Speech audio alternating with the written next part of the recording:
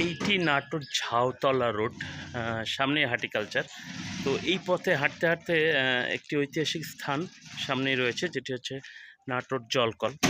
তো আমি সেই জলকলের সামনে দিয়ে যাচ্ছি, আর মনে হলো চলেন আপনাদেরকে একটু দেখাই পুরনো একটি ঐতিহাসিক স্থান। চলেন দেখি নাটোরের সেই পুরনো জলকল।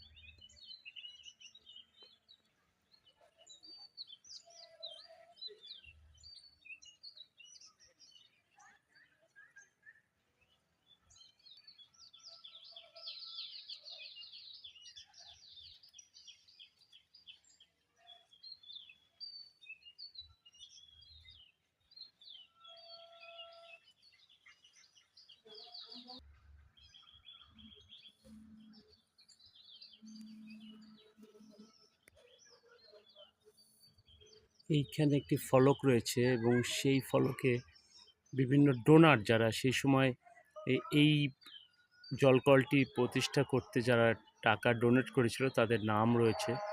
তার মধ্যে জগদীন্দ্রনাথ রায়, তারপরে রয়েছে বাবু চন্দ্রনাথ প্রামাণিক। দূর থেকে আসলে একটু বুঝতে সমস্যা হচ্ছে। Natore water work. আসসালামু আলাইকুম। আজকে আমি একটি ঐতিহাসিক জায়গায় নিয়ে আসছি আপনাদেরকে। এটি নাটোরের একটি ঐতিহাসিক জায়গা এবং নাটোরে যারা আমরা বসবাস করি এবং যারা বয়সবৃদ্ধ বা আমাদের চেয়েও যারা সিনিয়র এবং এখনকার যারা প্রজন্ম তারা হয়তো অনেকে জানবে না। আমার পেছনে যেই বিল্ডিংটি দেখা যাচ্ছে এইটি হচ্ছে নাটোরের প্রথম জলকল। আমরা যেটাকে বলে থাকি জলকল, মানে পানি শোধনাগারের একটি এইটে ভবনটি, এবং এই ভবনটি এখন পরিত্যক্ত অবস্থায় রয়েছে।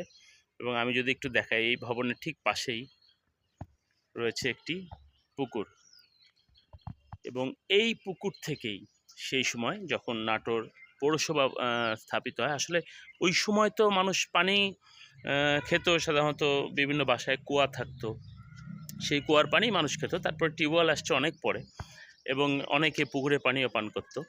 আর আমার পেছনে যে বিশাল এই পুকুরটি দেখা যাচ্ছে, এবং এই পুকুর থেকেই সেই সময় যারা পৌরসভার দায়িত্বে ছিলেন, বলে রাখা ভালো, নাটোর পৌরসভা এবং কলকাতা পৌরসভা যেটা, সেটা কিন্তু আমার জানা মতে একই সময় বা একই দিনে প্রতিষ্ঠিত হয়। যাই হোক, সে কথায় না যাই। আমার পেছনে যেই জলকলটি আপনারা দেখলেন, এই সেই পুকুর।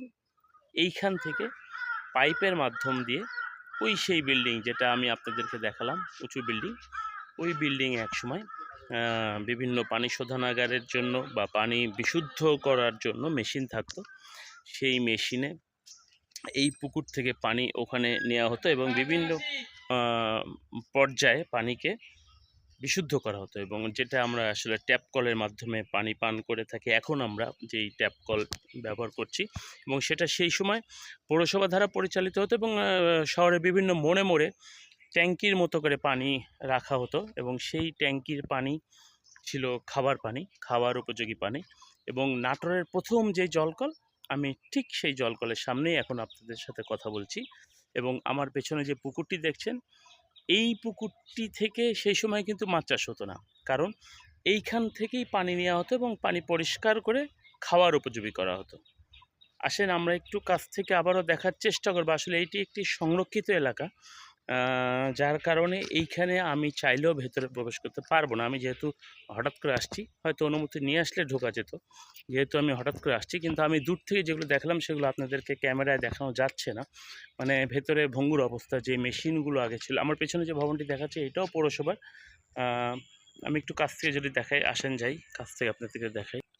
এবং জলকলের ঠিক সামনেই এই পৌরসভারই একটি ভবন, পরিত্যক্ত ভবন। সেই সময় যারা এখানে চেয়ারম্যানের দায়িত্বে ছিলেন তাদের নাম এই ফলকে লেখা আছে, এবং যে সমস্ত কমিশনারবৃন্দ ছিলেন তাদের নামও লেখা আছে।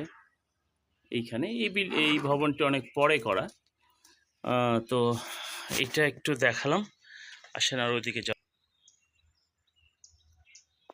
আমার পেছনে সেই বিল্ডিংটি এবং যেটা জলকল নামে পরিচিত, এটা হচ্ছে নাটোর পৌরসভার অন্তর্গত ঝাউতলা নামে যে জায়গাটি আছে, বঙ্গজল পার হয়ে আসলে যে ঝাউতলা রাস্তা, ঠিক সেই ঝাউতলায় অবস্থিত।